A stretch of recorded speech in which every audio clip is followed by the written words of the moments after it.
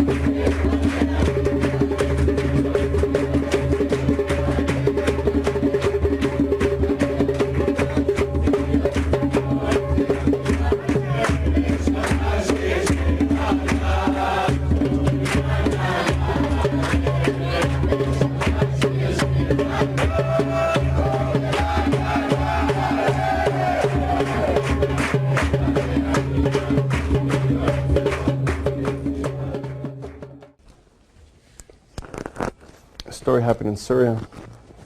Some of us have been there.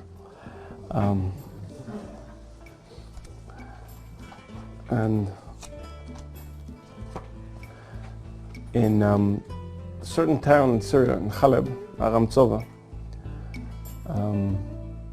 there was this wealthy guy who used to take care of people. People come to him, and part of what he did was help people. And he also ran a bank, and there was a guy who asked him for a loan, and he was known as someone who doesn't really return his loans. This guy says, sure, I'll lend you whatever money you need. He says, but I want 200 whatever. He says, sure, just give me someone who's going to be an Arev, someone who's signed on the paper, that co-sign that if you don't pay back, I'll go to somebody else. And he says, you don't trust me? He says, no, but we always do this. We always have someone who sign. So the guy says, you know what if I put the Creator as a co-signer? I read a similar story like this, but it's a little different. I read this today. He says, sure. So this guy puts the Creator as his co-signer, and he's so happy he leaves the room with the money, and because he knows in his mind he's never going to pay this back, and he just scored this money. He's like, another one bites the dust, and that's what he did. He went from person to person, convincing people to lend him money, knowing that he's never going to pay them back. So he goes home all happy. Is that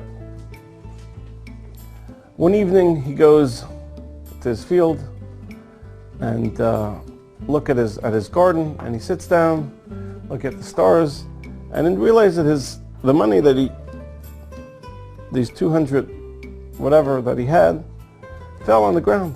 It fell on the ground into one of the vegetables. It's a cabbage, and it fell there. Not knowing this, the next day, can't find the money. Can't find the money. He's looking all over the house, can't find it. Meantime, the cabbage ripens. They cut up the cabbage. The people take it into town. They go into the market. This guy, this fruits guy, the produce guy, buys them.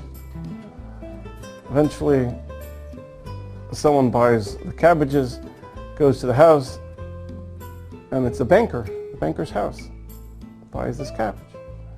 So it's cutting up the cabbage, and he sees that obviously when the cabbage was small, someone got in, and the cabbage grew on top of it. And one of his helpers says, "Oh my God, there's 200, I don't know, lirot, whatever they use in Syria. I didn't do much shopping in Syria, so I don't know what they use." And he says, "Oh my God," and he realizes it's a 200 lirot that the guy had borrowed from him.